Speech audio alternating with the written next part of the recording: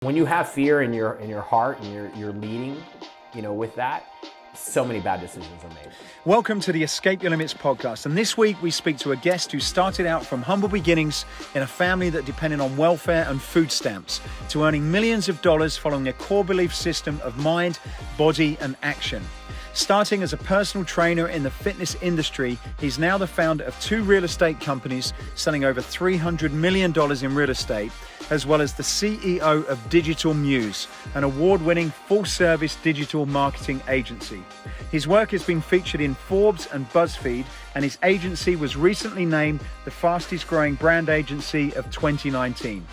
If you're looking for some of the latest strategies for growing your business and your personal brand, building a growing virtual community, and the latest trends in the digital marketing space, then you will really enjoy this week's episode with Mr. Dean Aguilar. So, Dean, Yes. We're here in San Diego. We are. Thank you for coming. And thank you for inviting me. Yeah, absolutely. I appreciate you guys setting it up. For those who don't see it, they done a wonderful job here at the office. So Yeah. And this is actually the second time. So we had a bit of an accident. We did a fantastic interview. I went back and I said to Kevin and Wendy, that was a brilliant one. And we had a technical issue, so it all disappeared, unfortunately. no worries. I was telling Wendy, I was like, I hope I can bring the heat like I did last time, because I don't remember half the stuff. I go to zone. It's like, you're a boxer, you're in there, and then it's like you came out of like being blacked out for a second. And Yeah. I hope I can bring the stuff to you. Dude. Yeah, that was my biggest worry. It's like, after that good one, now I've got to really focus and make sure it's good. So, Awesome. So how's things been going for you guys? We've been interviewing a lot of people from the fitness sector that I know you're very familiar with, and some of the stories are not so positive. So it'd be interesting. It sounds like you guys are doing okay at the moment. We are. So for those who don't know, I have a couple of different agencies that I run. One in the real estate space and one in digital marketing. So a digital marketing company. Both of them are actually. It's so weird, man. This has been literally the best year we've had in both industries. Even with all this chaos. And I think what a lot of people are realizing are just, especially with like the digital stuff, they're realizing that social media is a very, very big, presence in our lives. When COVID hit, what's interesting is we saw a rise of 70% across all social media of usage all day long. All that people are getting their news from there, albeit positive or negative. It's a lot of, they're shopping, so it's a lot of different things that are happening with social right now. So that business has definitely exploded. With the real estate business, I was just telling you off camera, there's literally nothing to buy, and it's the cheapest opportunity to buy because the interest rates are so low, which causes a big frenzy, feeding frenzy. So we've just been blessed. Things have been really, really good this year, and knock on wood, they keep going. But we do know, and I'm very close to the fitness space, so I do have a lot of friends that are still there and still, own big chains back east, and they're getting killed. They really are. They're, obviously they can't open up, and like you were saying earlier, some of them are starting to open up 10%, 25%, and stuff like that. But it's still holding big overhead and trying to sell memberships and all that stuff is tough when no one wants to go because they're scared. Yeah.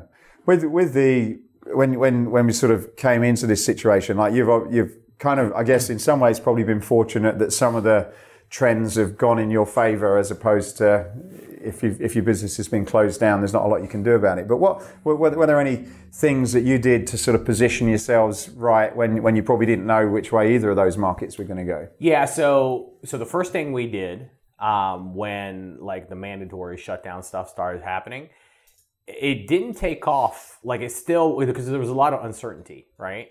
We didn't know how bad or how good it was going to be. And I automatically assumed like everything was going to go to shit. I felt it in my bones. I was almost convinced that real estate's going to crash because no one can see houses or buy. No one's going to spend any money because, X, Y, and Z for the marketing. And what we, quickly realized is, we had to cut early of all our expenses. So, unfortunately, employees, certain things that we were renting out, all of these things that you would normally use physically, Anything that we could get rid of that wasn't producing much of an ROI, we cut it immediately. Actually, a matter of fact, within 30 days, I ended up cutting about 70 to 75,000 for the year in spend. And knock on wood, it was good, and everything just turned. And it was a good preventative measure. So I think if anybody is watching this, even it's not too late, but I think that a lot of folks hold on to hope, too much hope, versus really analyzing their current business, right?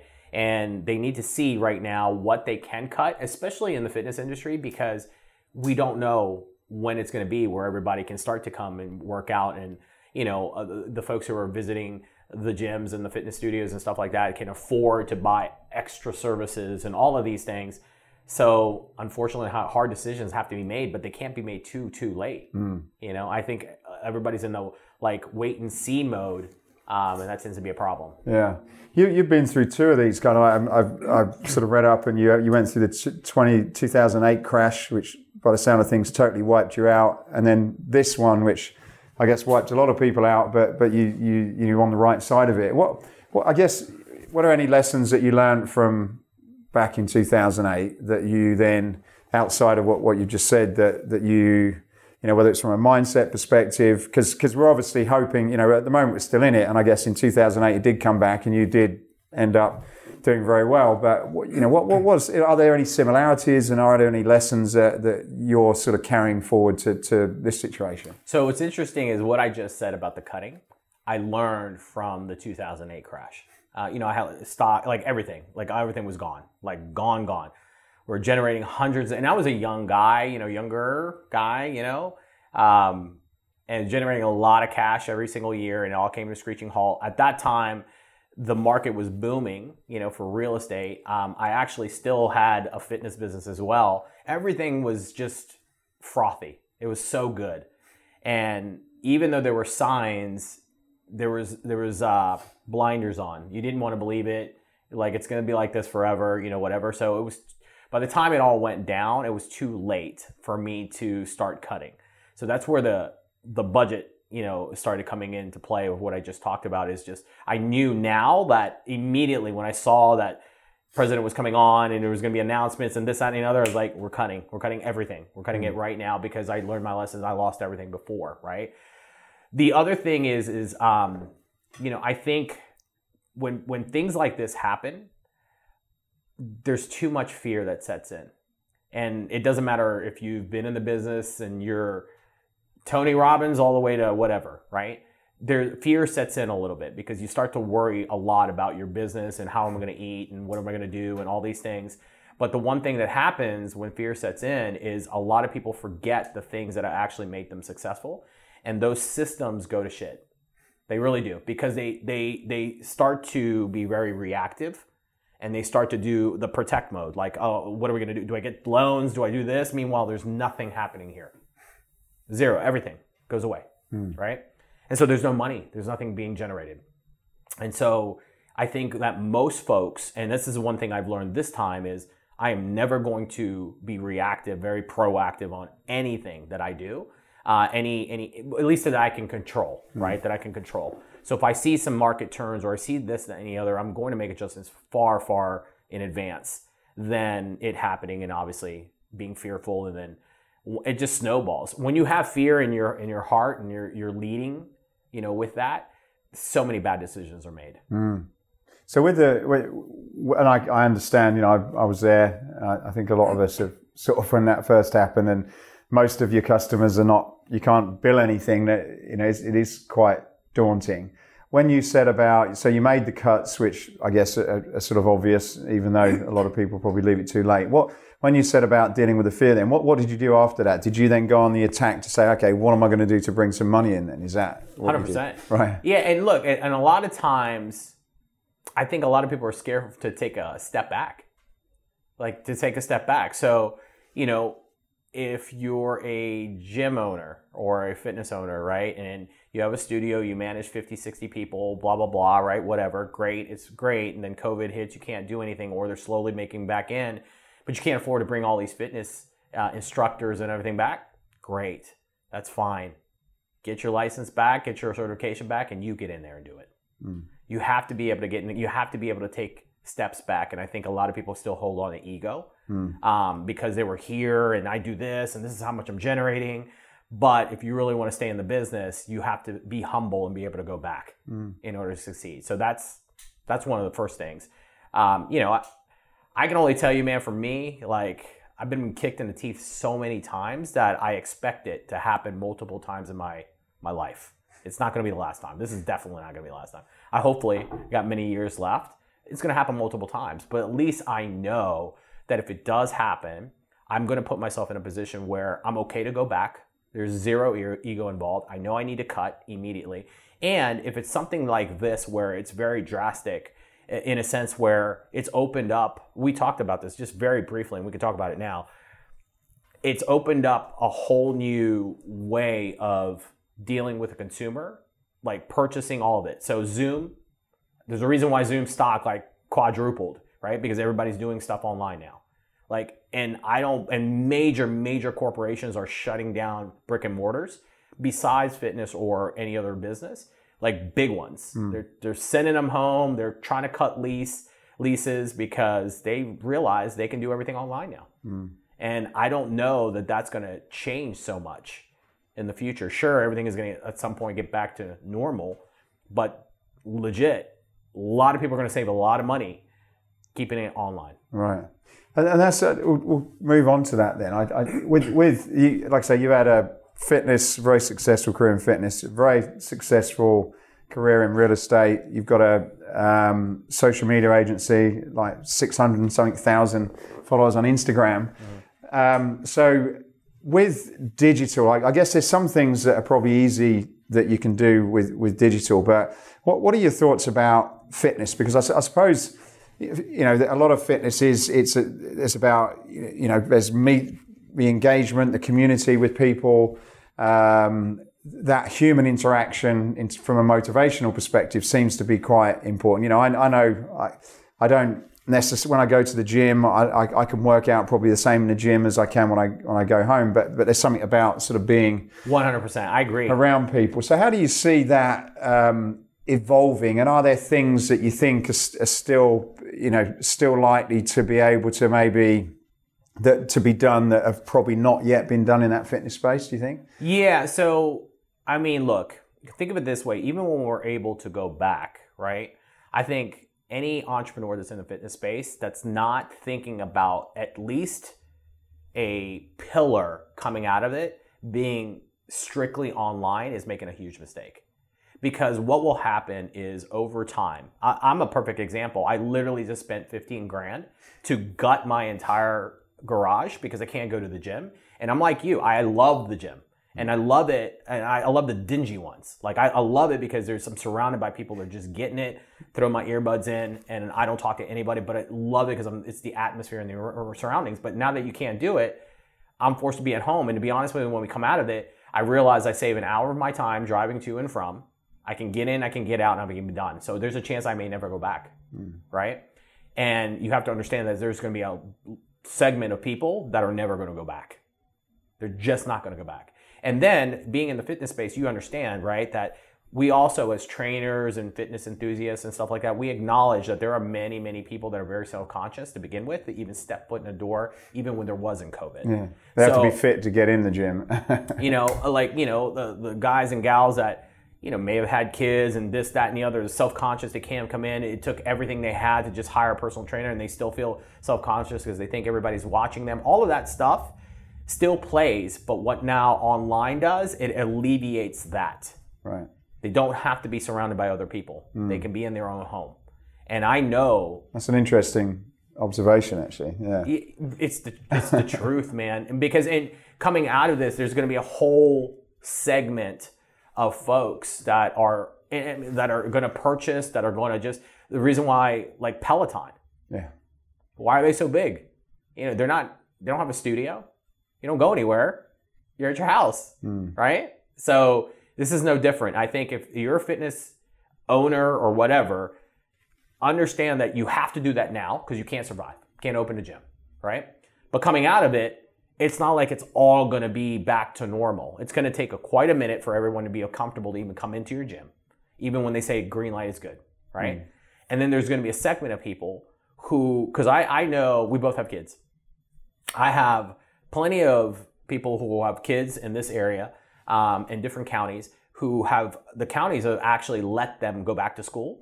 And I have some, because they give them options, right, to go back to school or not. I have some parents that I know who will never let them go back to school, even though they have the option to. This is where I'm drawing this from, because I believe that the same thing is going to happen. And it's twofold, because you have the ones that are insecure to go in the first place. You have the ones that are frightened, right, to even go back until legit it's gone, right? COVID is gone. You know, and then you obviously have the diehards that are always, they could care less if COVID is even here, right?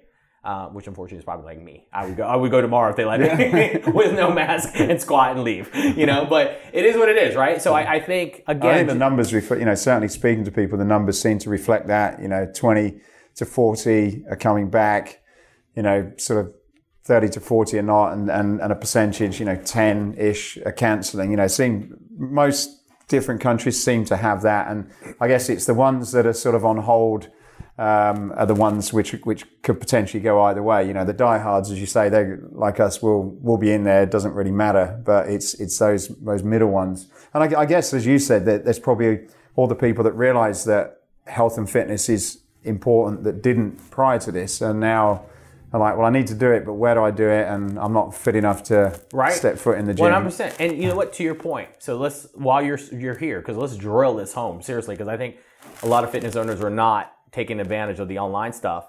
To your point, the middle ones, as you said, are the ones that are actually going to buy shit. Right. The ones that are diehards like us, we know what the fuck we're doing. Yeah. We're not buying extra supplements and stuff like that from gym owners. We're just not. We're not getting anybody to personal train us, because chances are we know as much as they do. Yeah, that's a good point as well. Do you know what I'm saying? Yeah. It's like, that's the core group that you're going to sell to, right? Who may not come back to your place. Yeah. So based on that, then I guess there's a couple of challenges. You know, how do you communicate to those people that? Well, two things. How do you sort of make that proposition and wrap that up, and then how do you? So I guess that's sales and marketing, and then how do you create the community? Because I guess if you've got a bricks and mortar, and you've worked in many of these, you got a bricks and mortar gym. It's very easy to create a community. You know, oh hi Dean, how you doing? Yeah. And all the conversations in and out of the gym, and oh, you like your hair, and just, you know, well, let's go out for dinner, for drinks tonight, and there's lots of different ways you can do that. Online, I guess if a lot of the businesses, sort of some of the traditional ones, have not really used that anyway, apart from saying, you know, pools closed and you know, free promotion for drinks in the bar, that kind of stuff. But they're not. That's very different than doing what you do. And even I feel as I work pretty hard at social media, but I don't get any of the interaction, the community that what you've got. So long question, but two things. You know, first thing, what do you need to do from a marketing perspective to be able to get in front of these people? And then two, how do you go about the communities? And we'll do one of those, you know, do one at a time. Yeah, sure. The number one thing that everybody should be doing right now, fitness or any other business, if they're not already doing it, some of them know about this, is you have to create a good community Facebook group. All right, that is very specific to the company and to the area that you service. I want to believe, all good owners have a very large email list. Right, yeah. Okay. The goal for a fitness group, and I know, it's funny that you bring up communities, I know some really good groups that are really, really active. Like everyone just pouring in, delivering content, doing all this stuff, engaging, helping each other out, high-fiving, as you would on your website or even in the gym when you're like showcasing people's before and afters, and all of that stuff can still be done. Really? They can all be done. The other thing too is... And just a minute on that group, because I've been involved, I know people have done that, and you sort of get the groups at the beginning and, you know, everyone's motivated, but they tend to drop off really quickly. So the people that you know that have been consistent, what have they done to sort of keep that longevity with the groups? So this is great. I think the biggest problem that most people starting off a group have is the actual owners of the group. Or so as an example, let's say you own a fitness studio and you have all your staff, front desk, like fitness trainers, all that group training. If you had all that, they're the number one people that should be driving the engagement. As an employee, they should be obligated almost to post and to engage the audience. What happens is someone starts a group, they post a couple times, they don't post again, no one else posts. So it starts from the top. Yeah. Like the only way, you have to start a dialogue. The other thing too is that if you're a fitness person, right? You have to be willing to give a lot of shit for free right now. Lots. So I would do trainings for free in your group. I would do anything that you could to bring in more people to sign up to capture more email lists. Your email right now is going to be gold. Right. Going to be gold. It is a way that you're going to communicate when things open back up, when you launch something new, if you have a new virtual app, whatever, supplement line, your email list is where they're going to buy. We sell all day long from our email list, and we have a 50,000 person deep email list right now. So you can imagine the percentages that buy consistently when we send one email, right? It's the same thing here. You create a group, you give stuff for free, you make sure all of your employees are the ones, just hammering content daily, showcasing other people, especially the personal approach. In fitness, it's easy. Like you have stories of people beating cancer and being weak and being trained, but still making it through. All of this shit, you put it in a group, I promise you that 1,000 people will respond. It's impossible not to. Right. They connect with it. They understand it. So would you use your email to promote the group then? Is that how you would get them in there? You would use your email to promote just about everything. But right. Yes, you would have them promote the group. There's a way, we can go on a whole other thing, but copywriting 101 is, different types of offers and stuff like that, having super signatures that have ways to connect, website, group, join my VIP list, whatever it is, right? So there's ways that you can do that pretty consistently, and you have to get in the rhythm with your email list as well to pump out like emails 1 to 2 times a week. Wow. Yeah. So if I was a gym owner, I would probably either hire a copywriter and start communicating. I know. So the biggest mistake. This is what I talked to. I know a guy a guy that owns like 15 Goals gyms in DC. He waited way too long for this. And what happens was there was no communication. People were confused about, can I cancel a membership? And it was a lot of panic. I don't know when to go back. And he just waited for so long to actually start to send communication through. And that was a big problem. For me, if you want a community is about communication. How else? It's in the word, and it's like you have to be able to uplift people. You have to be able to connect with people. And if you don't do that through email, through the group, you can't do that face to face. It's the only couple ways that you can do it, and then you also have the opportunity when you do have an engaged group to bring in more people. It's like the referral coupon that everybody gives out to bring a friend and I won't charge you an initiation fee. All that crap is the same shit. So you're trying to drive them into something, not to sell, but to build. Because when you come out of this and you've gained 10,000 people on your email list and you have a 20,000 person deep Facebook group, it is going to be much easier to let everybody know you're open for business and drive those people in real life because they're going to want to meet you. Right. And I guess you'd start with your existing base, but what would you be doing would you also be looking to build that email list as well? For sure. Outside of you, yeah. The way I would personally do it is, all of you, I'm sure, are running ads and Facebook ads and stuff like that. I would simply I would do a great video, some kind of instructional video, some kind of transformation video, maybe a combination of both, something that will draw someone in, right? I would run ads, Google, Facebook pre-roll, YouTube pre-roll ads, right? And I would strictly run the ads for views. That's it. That's all I would do, okay? Not trying to sell anything, nothing. This is for you. We wanted to help you out. Anybody that's viewed it more than 75%, which you can actually track in Facebook, I would then retarget them with something of a call to action.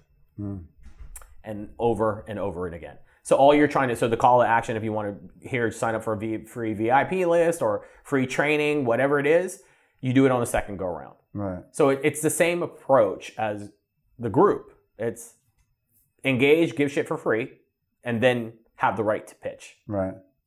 And with the groups, you mentioned like the community and the engagement. How do you turn it from just sending up stuff to actually get if you got 1,000 or 2,000 people in it? How do you sort of what things have you found successful at actually getting the people in it to contribute and engage outside of just being pushed out with this information, that bit of information? Yeah, I think so. Number one, again, in the copy of your post, you have to invite some kind of communication back. So the best comment wins a gift certificate of $25. Things like that. I know it sounds very minor, but you're inviting people to comment and to engage. The other thing is you have to understand that people sometimes want to be sold to. Okay, like I think a lot of folks are just scared to say direct stuff. So like if you really wanted to promote something or sell something, you could just do it, right? You could just do it. But if you're trying to do engagement, I think one of the best things that entrepreneurs do at the high level, is they talk to their clients. They ask them, what is it that you want us to hear, talk about more? Are you more interested in about weight training or more functional training or more X, Y, and Z, yoga, Pilates? Talk to me about this. On a scale of 1 to 10, there's a lot of questions and surveys sort of, so to speak, a little different on social. There's not like an email survey, right? But you're inviting the conversation because they will tell you, and then you can build your content off what they tell you. And does that take some time to get that going? I suppose initially if you just kind of get one person, is your strategy like just keep going? Eventually you'll get there, or how does that go? No, well, I mean it's just like I'm talking from experience. We've had groups, and sometimes it's like pulling teeth. You're trying to kind of make it happen, and it doesn't. It doesn't, no. Okay, well then I guess let me ask you this: when you did start the groups, what was your approach to starting the groups? I guess I think most people. So we've done an event. We've done once a year. We do an event, and it's first month or so, it's great. You'll post stuff and people engage, but it's after that. And I suppose probably on our side, our team and myself.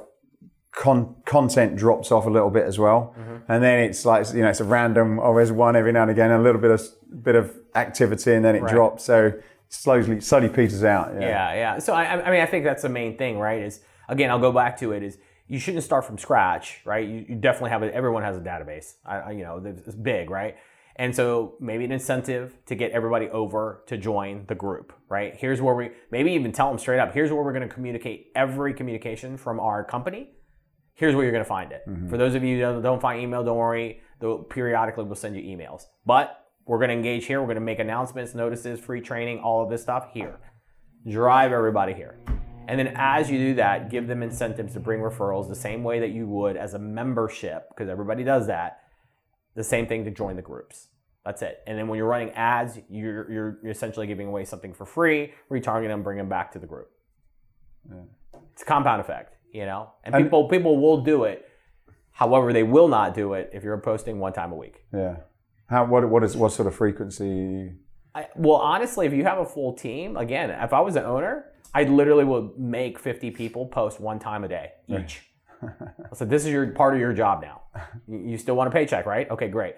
I need you to post something of value, past client, before and after, maybe something you learned, a new way to do something, whatever. Simple. Don't take too much time. Put it in your calendar. Every single day, you're posting this. Right. And now you have 50 posts a day. How much engagement you think yours is going to get? And could you arguably, for places that are just opening and there's not many people coming in, they've got low percentage of members in there. Can you sort of work that online and offline together as well? So one more time. So say for example, you are open, but you're only allowed to open at 20%, 25% or something. Can you sort of bring those face-to-face communications and communities together with the online? Do you sort of see fusing those two together? You certainly could. I mean, think of it this way.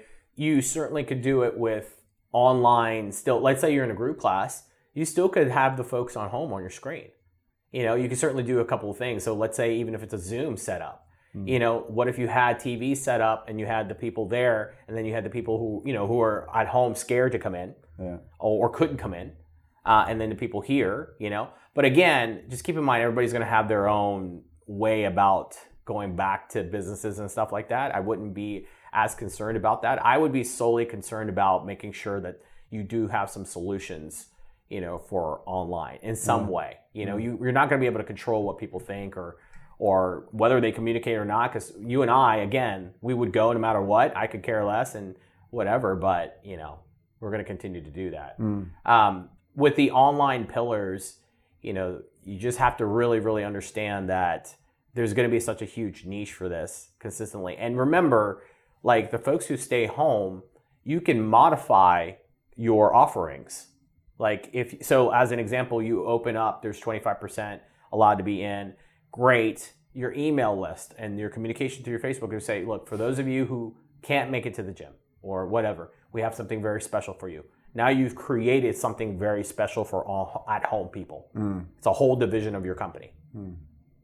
And with the actual content itself, like say for example, if you do create a virtual product, I know a lot of your education is done digitally. What have you found have been some of the things that have worked successful in terms of a chargeable digital product? Are there any sort of things, you know, like using Zoom, for example? Has that been good? And do you have to, you know, set it up in a particular way or? Yeah, no, well, yeah, I mean, definitely Zooms. I mean, so if we're trying to tie it into fitness, obviously, you know, virtual classes, all that stuff. A lot of good entrepreneurs right now in the fitness space are creating their own apps, which, quite honestly, you can collect a lot of data on your clients from that. You know, you can have the opt-ins, you'll have the email addresses. It's free to the public. However, at the same time, that's another way to collect email addresses to register, right?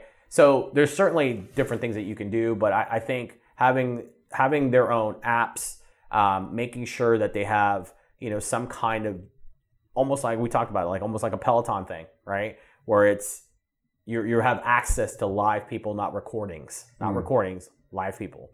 I certainly would look into more of. So think of it this way: right now, there's a lot of depression, right? People can't work out, school. Like we talked about that. It's like a pain in the butt, homeschooling. There's a lot of stuff.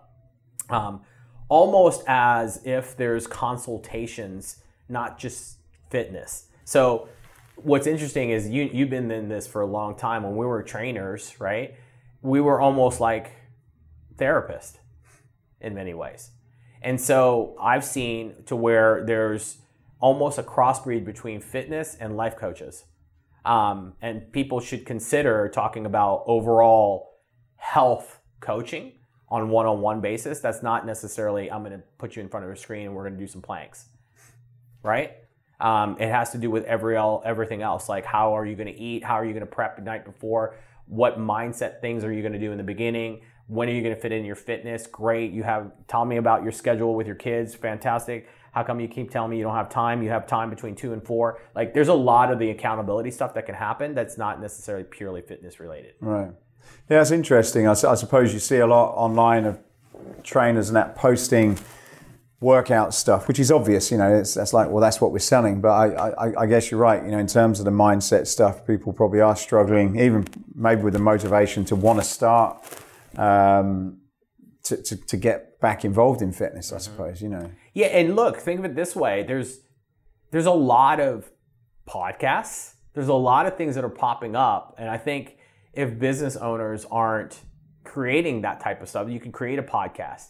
You can create some kind of, you know, language around what's happening with COVID and fitness and mental health and all of this stuff that kind of ties. It's overall health, right? It ties into stuff. But I think you're right. And this happens, by the way, in every industry. Real estate is like one of the biggest offenders. And here's what I tell. I know that you want to post pretty pictures of your house, but nobody gives a shit about that. Okay? No one cares about a pretty picture that you sold over X. It's all social proof. So everybody's just posting, look at me, look at me. This is what I can do. Look at me, look at me, look at me, look at me. They're not talking to the consumer what they're experiencing right now. And there's no human connection. And sometimes as fitness people or real estate people, we can't get out of our own way of thinking of just fitness in a traditional sense versus what people are experiencing and tying into what you do. Yeah, I think it's a good it's a good observation. You know, something I've not really thought about, but that wider circle of things leading up to that event or after that event that you can talk about, I guess. With social media, it seems as though it's a crowded space, like you said earlier about how much the activities jumped on there. But I guess at the same time, there's probably a lot more people going on there. So how do you sort of get noticed, particularly maybe if you're a little bit late to the game and you've probably done quite well without it. Maybe you've had a few profiles. Is it still possible at this late stage, if we talk about Instagram as one of the platforms, is it still possible to organically break out and get something going on that platform? Or is it just, if you've missed it, you've got to go on to the next thing, which we'll talk about in a moment? So that's a tricky question because it's never too late to start. But you also asked about organically. And organic reach is pretty much dead on every platform except for two, which is TikTok and LinkedIn. Okay. Facebook is dead. It's just dead. It's hard to organically get followed. You post something and organically people see it and they organically join your stuff. Not happening. You have to pay to play. And so you have to be willing to allot your budget and understand coming out of this, a lot of people are still going to be consuming content, purchasing, doing all these things on social. That's not going to change. I don't know if we were on camera when we talked about this, but like major businesses have now just done away with brick and mortar stuff and they only do stuff like virtually. So none of that's going to change. It's never late in the game. Whether you can reach it organically, it depends on what platform you get on. We talked briefly again before we got on about TikTok. Believe it or not, I've got many business owners that I either coach or know that are killing it on TikTok. But it's in the business niche, not dancing or singing or anything like that. But the ability to be seen by millions of people off of one video is incredible. So what about if I guess a lot of people, and I will come on to TikTok, but Facebook and Instagram, most people are on it. For sure, in 100%. Majority. So if you got a few hundred followers, how do you have the ability to build that? Or if you said you got to pay to play, how would you be using the payment in the right way where it doesn't come over? Well, it comes over authentically, even though you are sort of paying for people to see it. So you're when I mean pay to play, is not necessarily just to sell something. It's for them to experience you. Okay. Right. So like if your branding is accurate on those platforms, and what we always talk about with our clients is, again, what we just talked about, which is a little bit of a personal approach versus just spamming, right? That will connect with the people that you need to connect with, the people who want to follow you. Little experiences, especially in fitness. We have so many experiences. Like for me, the reason why I was pretty successful is because I got a story. I have one lung. I almost died. Actually, I did die for 2 minutes. I was 3 years old, emergency surgery, took out my lung, blew in the face, dead for a couple hours, right? That's why I'm into fitness. That's why I watch but I'm able to explain that to folks who are nervous or shy or insecure. I have a story. Most people don't tell stories. They don't tell their own story. They're just worried about sales or look at me type stuff. When you build a brand on social, build it around who you are and what your voice is, right? What if you feel as though you don't really have anything interesting to say? You've had a normal life, nothing unusual. You like fitness, you're a trainer, as normal as it gets. Do you have to make one up or? No. That's a good question. That's a good question. Everyone has something. And here's the thing, I get asked this a lot, right? Because if anybody consumes my content or anything like that, obviously I've cussed a whole bunch here, but I cuss a lot. I'm just a very expressive type of person. But one would argue, hey, if it was me being insecure about that question, right? It would be like, well, how come Gary Vee is no different than I am, or I'm no very, different from Gary Vee or whatever. The thing is no one can take away your experiences, and no one can take away the way that you speak or you deliver. So you literally can say the same shit or have the same kind of life, but it's coming from you, and therefore the people who want to listen to you versus, because our good friend Sharon, this is a perfect example. Him and I could literally word for word say the same shit, and they will absolutely hate me and they will love him. Word for word, we could say the same thing. And it's because they just connect. Whoever connects with you will follow you. No matter what you say or what you feel, they will follow you because they like you. And it could be the same with the other person. They could hate that person, the same thing. Right. So when tying that back into some practical stuff then, so do you have to start kind of, putting your face and telling stories on, is that, as opposed to sort of posting and sharing an exercise, have you got to come out and sort of start sharing personal experiences? You really do. I think you really have to experience, the consumer has to experience who you are. Mm-hmm. It's let's call it what it is, sales 101. They have to know, like, and trust you. If they don't know, like, and trust you, they'll never buy from you. Mm-hmm. They don't know your company. They don't know who you are. You're just some other trainer or fitness person that has the same shit. Oh, great, pretty gyms and nice. Oh, great, all that good. You have an app. Well, all of it is the same. Mm-hmm. But it's the person and the experiences and the connectivity as the community that we're talking about, what we're trying to build. The only way to build that is they have an understanding of who you are. So for me, if I was you, I'd be like, I would literally lead into my fitness journey of moving from England with my kids and this, that, and the other. And I'm here and I've got to extend this to even stay in this country. However, we've built this big organization. I couldn't be prouder. And this is the way that we did it. I would give all of it as a prelude to what I can provide for you. Right. Okay. And then when you say it's pay to play then, so those bits and posts that you would have, in order to get more people to see them, would you then just sort of boost those? Is that what you mean by pay? Yeah. So once you have your brand on your voice pegged down, and then your content of how you're going to deliver it frequently, whether it's images of you and your family or you and your crew, whatever it is, right? Or videos, being very vulnerable. That's all good. You got that nailed down. The next step is only really two ways to actually build an audience and shuttle an audience. Number one is you pay for ads. Okay. Very simple. Everybody knows that. Number two, you have influencers or celebrities shout you out. Right. And you piggyback off their engagement. As an example, on September 13th, we inked a contract with Mike Tyson's team. And so he will be doing shout outs and giveaways on the 13th, which will draw somewhere between 50 and 60,000 people for the business owners who decide to purchase that particular giveaway, to receive those followers.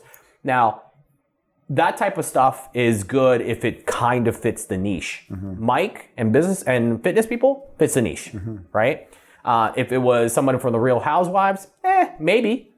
They still need to work out, but it's less, right? And using an influencer in the space, and everybody have seen IG models and all that stuff that are fitness people, and fitness people, they do very well. That fitness, if anything, on IG does extremely well. Extremely well. Everyone wants to see it. It's not just the pretty bodies and all that. They want to see the transformations. They want to see all the stuff that they don't have the confidence to do sometimes. You know what I mean? So it works very, very well. And using those celebrities or influencers to draw their audience to you is one of the best ways. But it's not cheap, by the way. No. It's expensive to get there, but it's well worth it once you've gotten the followers, and the rest is up to you to keep them engaged. And essentially what you're doing is you're sort of buying attention from people to follow you. And then, as you say, you got to be able to back that up with content that they want to watch. Otherwise, they're gone. Yeah. If you got nothing going on or you're just selling, right, then it's no benefit to them. And what have you found in your success? Because 650,000 is that's a hell of an impressive number. What have you found over the time as you built that? I guess a couple of questions. How long did it take you to build it? And then how have you sort of evolved your content to sort of to continue to have that success and engagement? I love it. I love that. That was a great question. It took me 2 years. That's it, to build 650,000+. I used a lot of influencers and stuff that we either contracted with or know, or through our agency to piggyback their audience, right? What has helped, and I think a lot of people are going to relate to this, is I spent many, many, many years being the traditional guy who had to clean up his vocabulary and talk very proper, and think that I needed to be dressed this way or speak this way to be a good entrepreneur or be in the space. And really, honestly, was a fake version of me. When you're a minority, we call it the I'll just call it what it is. We call it the professional white guy. Is what it was, right? And it really wasn't me. It really wasn't me. The moment, and as you guys, I don't know if you could see this or you probably don't want to hear it, but I'm covered in tattoos. Covered in tattoos. I started not giving a shit. Like, I needed to be me because there was something inside of me that just didn't feel authentic. And as I started to grow the audience, my content and who I was truly started to come out, because I started to care less and less about what people thought and only was worried about, more concerned about drawing in the right people who want to stay with me. Because I could care less if people are going to be negative or whatever on my stuff. That's not the people I'm trying to attract anyway. But if I'm core to who I am, and now I've built 650,000 people who's actually stayed, then cool. They like me for who I am. Yeah. You know what I mean? And you, I know you talk about posting sort of regularly and frequently. What's it like to get that stuff out? Like I say, I try and do, certainly LinkedIn, as I say, that's a good business to business platform. For sure. I do Facebook and Instagram as far as I've stretched, but for me, we do these. We cut up our podcast, which is pretty good. But when I can be bothered or can get my head around doing a post, the engagement's a lot different. Particularly if I'm doing a post and on Instagram, if I've got my shirt off and working out, that seems to work as well. But the thing I always struggle with is, like, particularly if you're running a business, which I'm guessing a lot of people that are listening to this are in, fairly senior positions. How, with everything else that you've got going on, for me, it seems like I've got to really sit down and think about this. And with, my phone's ringing, I've got 100 emails, I've got a business to run.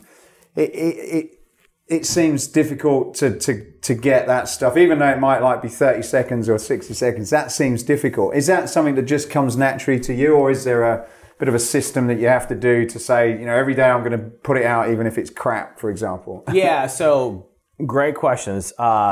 It comes easy to me now. It didn't before. Really? Right? At some point, we all started getting in front of cameras and stuff like that, and super awkward. I will answer this in the fitness sense, okay? If it's important to you, you will fit it in. And my gut is it's not important to a lot of people. Mm-hmm. It's not important enough to produce the content, because I promise you that when you wake up in the morning, you have an entire routine for your entire day of drinking coffee, meditating, doing all these things that are important to you. However, taking 15 minutes to shoot some content that will last you literally all week is not in there, but it could be, right? And I think that's what I tell most people. As an example, Sharon, right, our buddy, every single morning between 8:30 and 9, before he shows up to the office, he's shooting 4 or 5 reels and Instagram stories, and he's done. Right. That's it. I take a Saturday.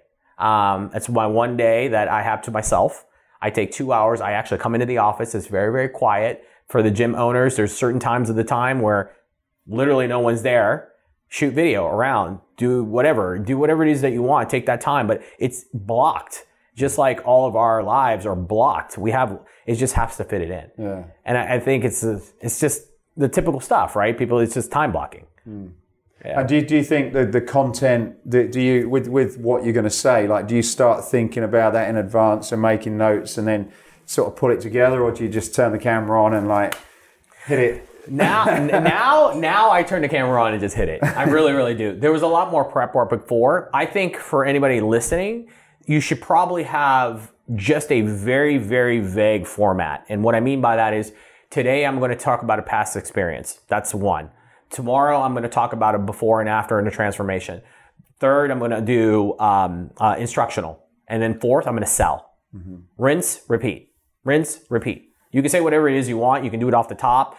All of us have stories. You don't have to think about it. I think people overthink it. Number one, who cares if you say cuss, whatever? Don't stop the video.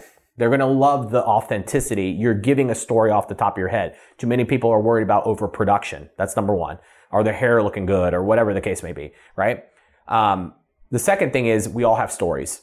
You've probably got 100 stories about 100 different people who have changed their lives, whether it's talking about fitness owners that have gone through pain and bankrupt to fitness owners that have gone through pain and success. There's stories that can just come right out. Just give it. There's no need to overthink it.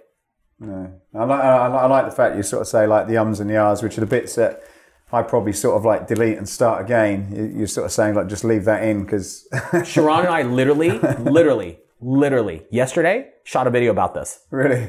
About the ums and ahs. We got cut off. We were trying to do a live Reels demonstration, and he was doing it, and he got cut off, and he immediately. This is so funny because I was going to say it, but he said it before me. He's like, most of you would not post that post right now because it got cut off at the end before I finished. He's like, you need to stop thinking about that.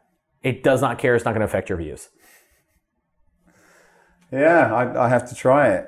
Why do you guys, like you've got, maybe put some scale to the business you've got, and I know Sharon is also your partner, has got and sold huge companies. Well, first put some scale to your business. You know, what sort of what companies are you running at the moment? I want to give it in context to say, you know, why you're spending time on TikTok and that when you know you're not. It's not like you're not nothing wrong against it, but it's not like you're sort of you're a personal trainer in a gym. You know, you've got a very big business. Yeah, well, I mean, but I didn't used to. You know what I mean? And a lot of people. It's so funny. They asked me about that, and they asked me about when do you have time to do that if you're running multiple stuff. So yeah, I have a digital agency. I have the real estate. I have consulting. I speak. I do all this stuff. Right? I'm very active in a lot of different things.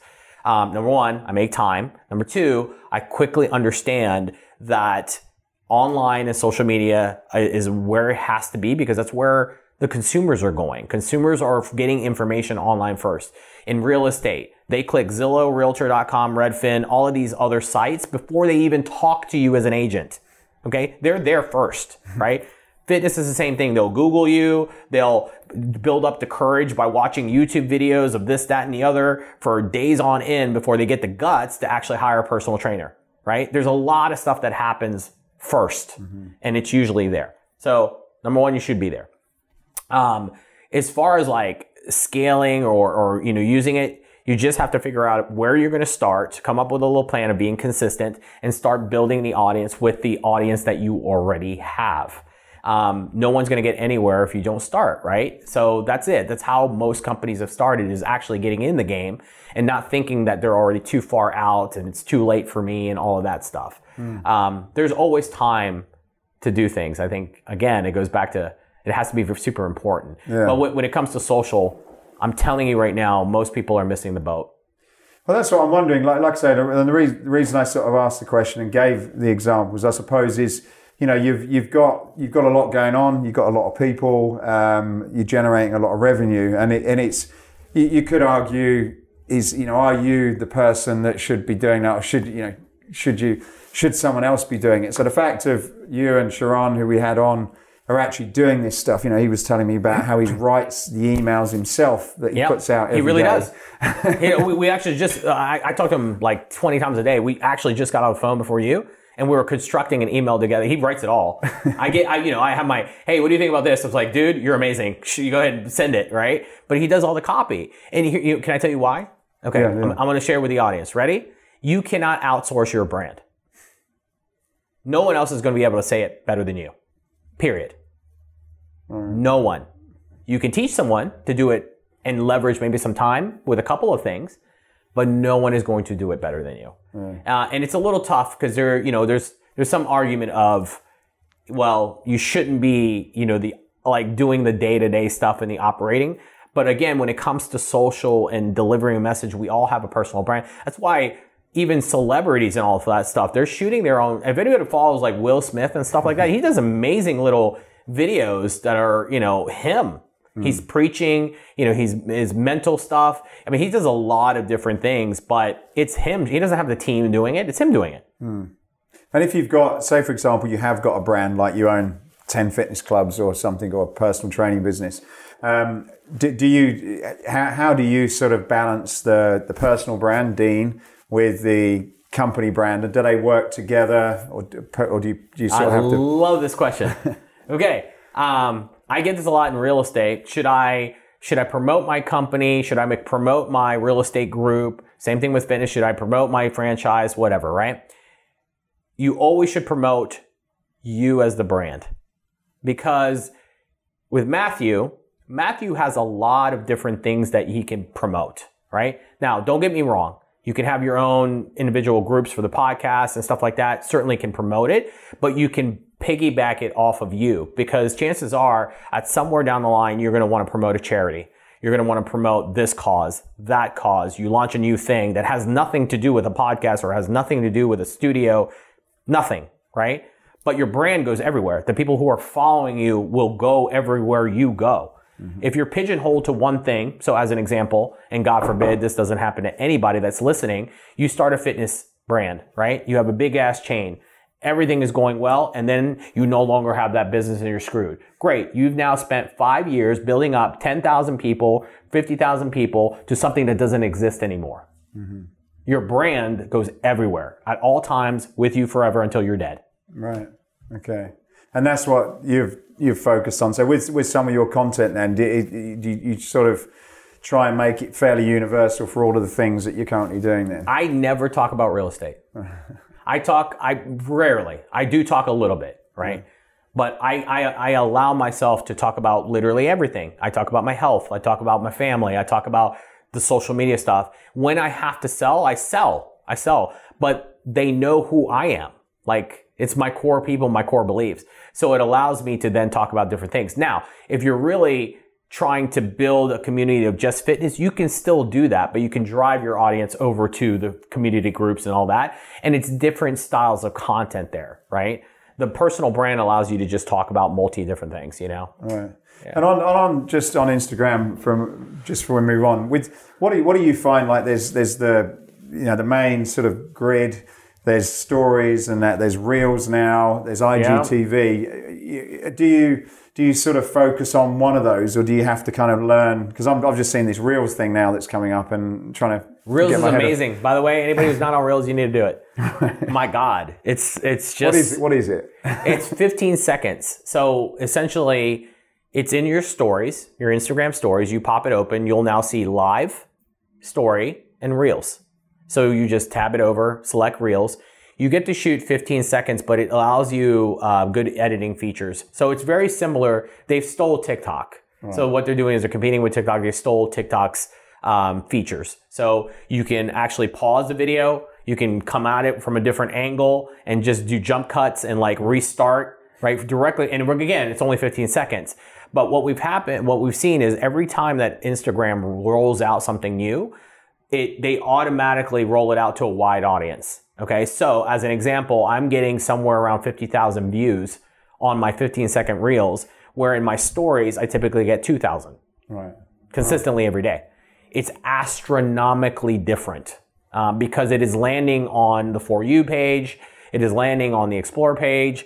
It's being shown to a wider audience. So you can give little nuggets. You can also do little call to actions because you know that it's going to people that are not following you. So that's right. Okay. You see what I'm saying? Right. So it's it gives you an opportunity. Now, don't get me wrong. That's not going to last forever.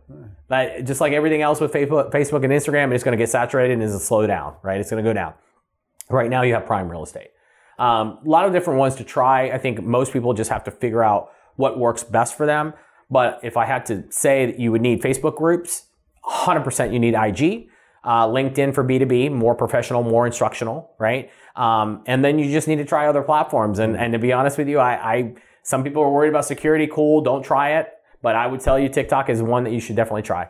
And we had a good conversation, and we've not got a huge amount of time. But with TikTok, what if you're in the fitness space? Like, how would you?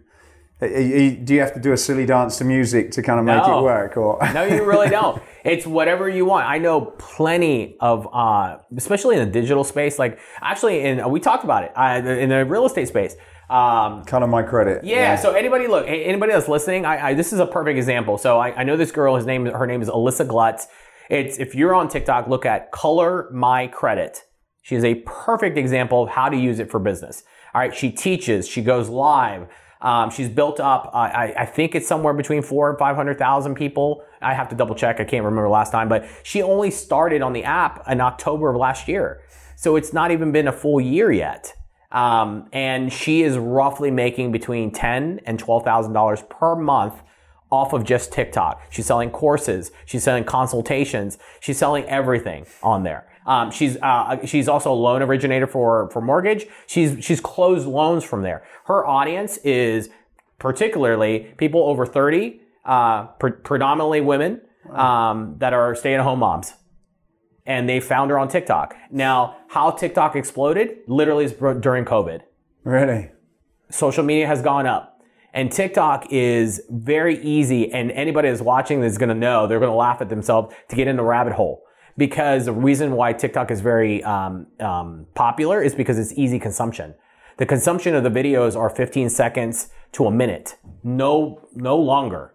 So you could literally sit there and just scroll through multi videos until something catches your eye. You watch it, scroll. It's just so easy to consume content. Right.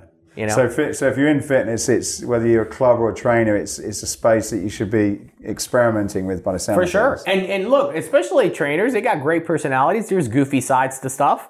I've seen trainers on there literally do extremes. So we all know that form is important, right? But like what's really worked is I've seen, there's this one guy in particular, I wish I remember his name, I would post it.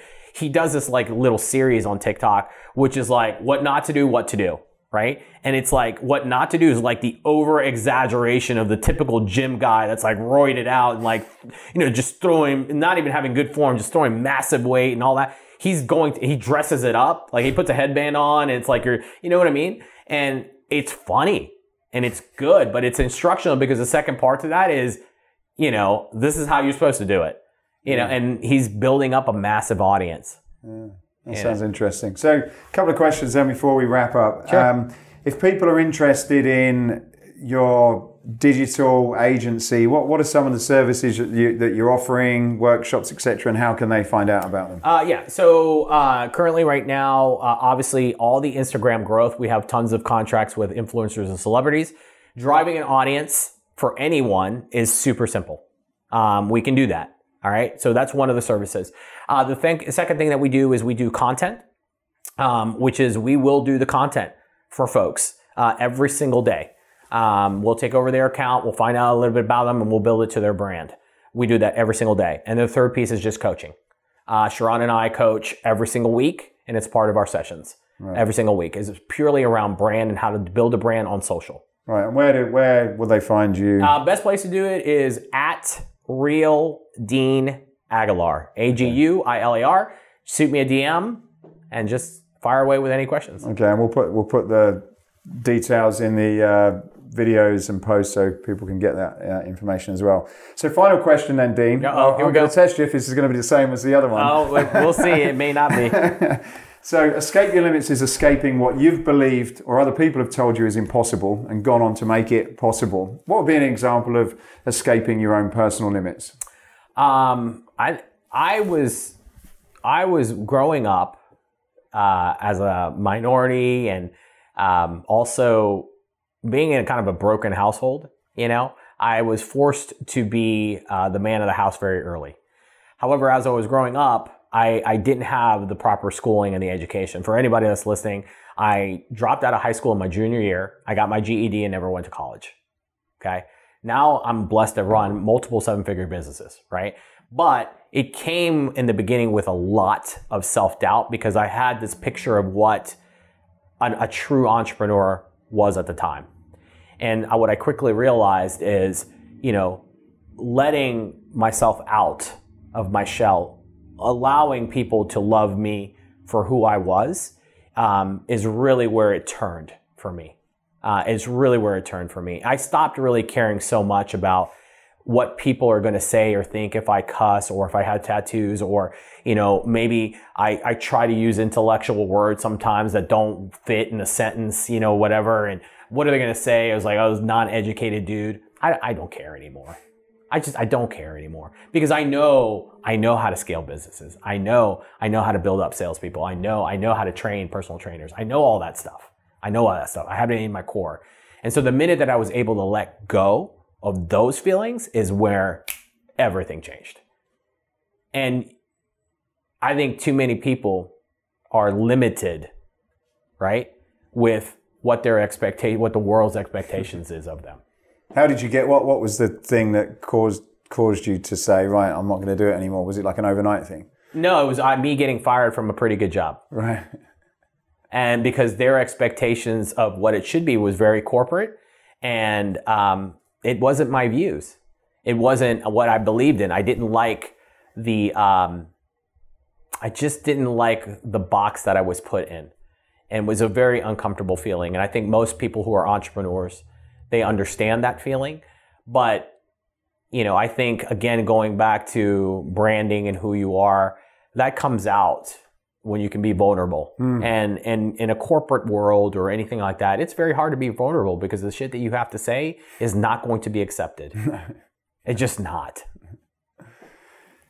Thank you so much. There's some great information there. There's probably like a whole workshop that I you've gone appreciate through you, man. there. This has been awesome. I appreciate the crew coming down, setting this thing up. I appreciate you coming down. Yeah, and I'm definitely going to have to check out more of this social media stuff. So thank you so much, Dan. Take care. All right, my man. All right. Appreciate it. Hey, I hope you enjoyed this podcast. If you did, then please go over to iTunes and subscribe to the Escape Your Limits podcast.